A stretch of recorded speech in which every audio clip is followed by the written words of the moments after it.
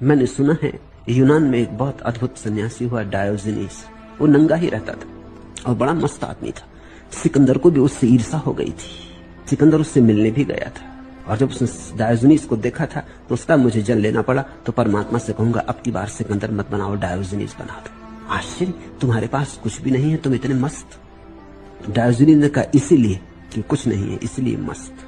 चिंता नहीं, फिक्र नहीं। एक चीज थी मेरे पास, तब तक थोड़ी चिंता थी। सिकंदर ने पूछा वो क्या चीज थी?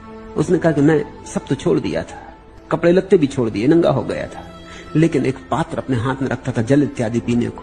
फिर एक दिन मैं नदी पर गया पानी पीने को, मुझसे पीछे एक कुत्ता पहुंचा भागा हुआ और मुझसे पहले पानी पी के चल पड़ा। मैंने कहा हद हो गई। मैं अपना वो पात्र ही घिसता रहा, पात्र सफाई को छोड़ दिया और कुत्ते को गुरु बना लिया। अगर तुम उस कुत्ते से मिलना चाहो, डायोजनीस ने कहा, पास ही रहता।